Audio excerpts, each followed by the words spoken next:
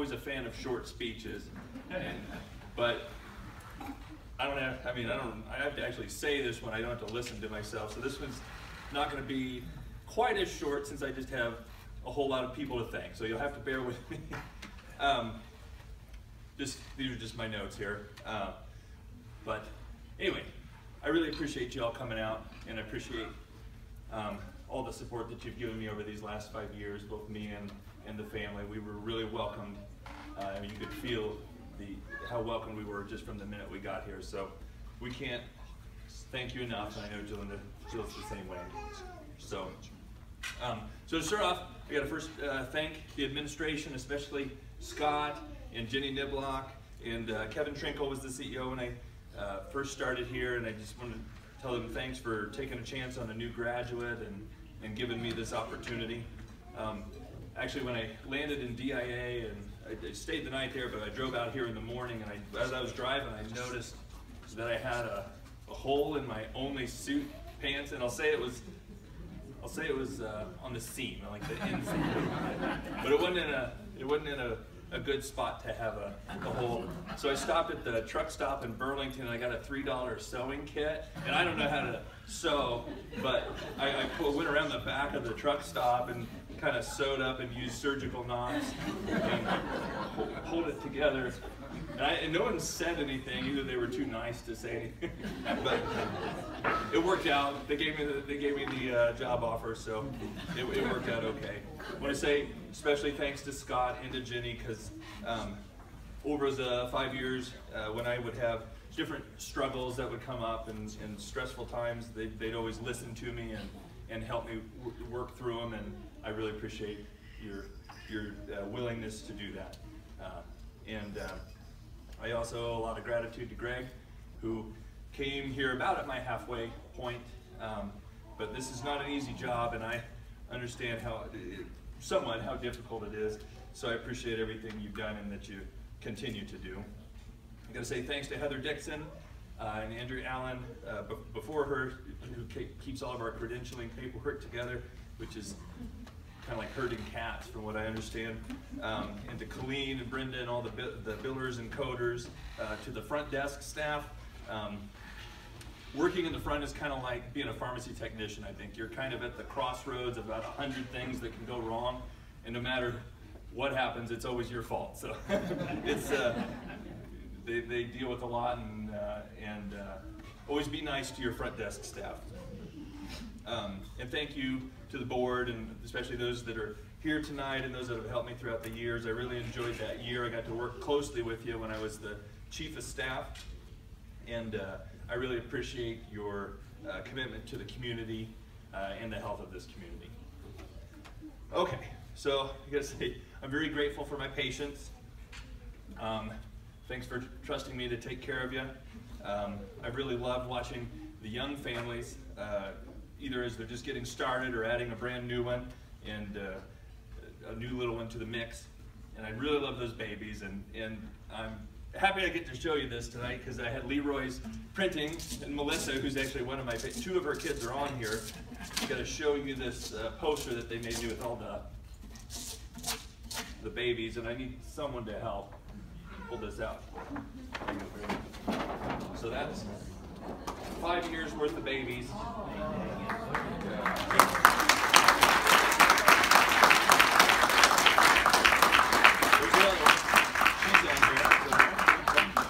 So this, I'm going to cherish this. This will be on my wall in my new clinic for sure. So anyway, thank you again. Okay, we can put those down. All right. Now, just about the patients in this community, or just the community in general, I think.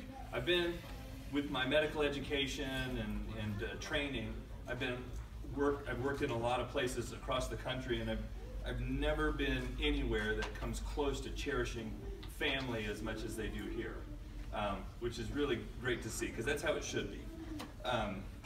That being said, that would always make it more difficult when we'd lose one of my patients, because I could kind of feel the pain of loss along with the family.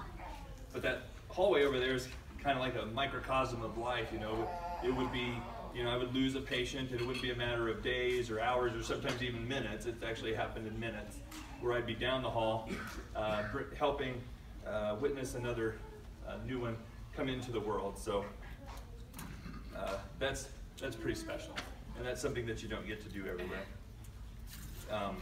And not only does the community cherish their family, it's also made up of some of the toughest and most stubborn and the hardest fighting patients that I've ever encountered. And I think that's kind of a testament to the farmer mentality. It seems to be just ingrained in the fiber of this town. So that's really unique, and you should all be very proud of that. Thanks to all the community members who organize the activities like the fair and the Easter egg hunt and the adult rec leagues. We love playing volleyball. At least we play volleyball. It's a lot of fun. And I love coaching the kids. Thanks to all the kids who are on my teams and all the other coaches that make that possible. Just a quick advertisement for anybody who's listening. We always need people to volunteer a coach, and it's a lot of fun. And I know Bobby would love to have more coaches. And it's really important for development of our young athletes and help them succeed in the future and beat Goodland. So now, when it comes to my colleagues, I've kind of been ignoring saying goodbye to a lot of my colleagues, so I really don't know how to say goodbye to them. These PAs and nurse practitioners and other doctors, they really are just the cream of the crop. And I've worked other places where it was, you know, you're always going to have a couple of bad apples, but really there aren't any here. So I'm just really proud to be a part of that. Every single one of them really cares about what they do, and they have the knowledge and the skill sets to go into battle against illness day in and day out. And if it was just illness, that'd be one thing, but there's also EMRs and IMTALA regulations and Medicare paperwork and 10 million other distractions, but that's kind of beside the point. The point is you don't really know how hard this job is until you do it. And it's just been an honor to go into battle with all of you. Okay, real quick, I got to talk about the ancillary services to the radiology, lab, the rehab department, food services, and administration assistants. Thanks for everything you do. I feel like I know almost all of you. I did Jake. He coached with me this last summer. I'm pretty sure I've delivered a baby in each one of those departments. I went through them, I have. And a lot of family starting going on in those departments, which is great. I love it. Also, let's see, IT and the plant operations and medical records. Medical records and I didn't get off on the right foot, but we're kind of proof that you can always get back on the right foot. So I love those guys out there in the annex. The pharmacy, going to the pharmacy crew. Chris Carroll is about 50% of the reason that I decided to come here. When Vicki was taking me on the tour during my interview, we went back to the pharmacy, and the first thing I see is like 50 posters of Broncos paraphernalia up on the wall. And we didn't really talk about anything to do with the interview. We were railing on Josh McDaniels at the time. That's how long ago it was. And I'd just like to say this, that like after Chris and I met for the first time, that's when Tim Tebow happened, was the next year. And then, hope there aren't a bunch of Chiefs fans in here, 5 straight division championships, finishing with the Super Bowl 50 trophy. Okay, that's enough of that. But we're coming out of nowhere this year, just so you know. Okay. You know, Andy's a great pharmacist too. Okay. So now we come to the nurses and all that crowd. I've got to single out the clinic nurses, especially the back row, the east side, the gang. There's nobody that you really spend more time with. And I mean, this goes for any nurse that's really worked in the back row. You know how it is. We're like family. And I know that you all know how I feel about you. To the surgery crew, thanks for all the commemorative posters. Thanks for the times you came into work in the middle of the night and being on time, on point, and on fleek, which is a word I didn't know. They actually had to teach me that one. John Patterson is the man. It's always a good thing to see him walking into the room. And Bob has been here a couple of years, and they're kind of cut of the same cloth. So it's been great getting to know Bob as well. Specialty clinic, they never knew when I was going to barge in and need a favor, basically. Every time I went in there, I needed something. So thanks for putting up with me. To the nursing homes, both PSLC and Colby Health and Rehab, thanks for everything you do. You really do have such an important job, and you deal with a ridiculous amount of regulations. But your compassion for human life is evident from the minute you walk in the door. And I hope you realize that if you ever have a 3-minute conversation with a resident, or even just a smile or holding their hand, that matters more than almost any order that I could write. So that's very important as well. I have been, since the minute I got here, really, really impressed with the small town nurses, because you don't just work on med-surg or ER or OB. I mean, a lot of times, not only do they work in all 3 of those, there are some of them that supervise everyone else in all of those. And they also do the newborn nursery and the ICU and surgery circulation, and even work, I've seen them out at the nursing home as well. And that's just incredibly impressive. It's not something you see in the city. They usually stick to one section. And the ones that can do that, and we have a lot here, that can still maintain their compassion, their decency in the way that they treat people, they just kind of elevate themselves from impressive to awe-inspiring. So I really, really love those nurses. I remember there was one time, and it was one of the most difficult moments in my career. We just lost a very young patient, and I was upset and kind of dazed, and one of our nurses came over, and I'll just tell you, it was late. She came over and gave me a hug in the middle of all the other things she was trying to do, and I've never forgotten that, so thank you. And I know that so many more of the nurses are the same way.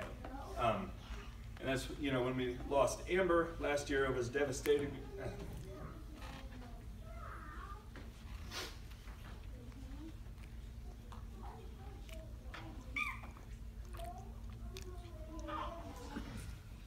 Anyway, we felt for her family, and she just loved her family so much, and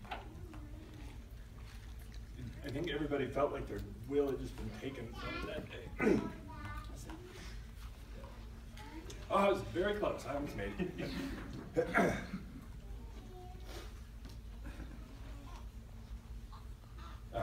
But anyway, I was very proud of them because even with all of that, they still showed up to work the next day.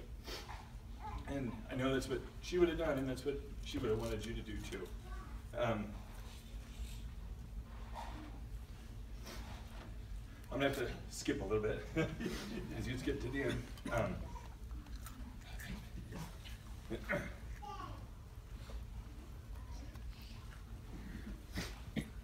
So we're down to 5 people that I'd like to especially recognize. My 2 clinic nurses. Tiffany Folke is just a wonderful person. It's been great getting to know you and watch you and Ryan become parents. And you're just a fantastic mom. And you guys are a fantastic family. You're like my red-headed little sister.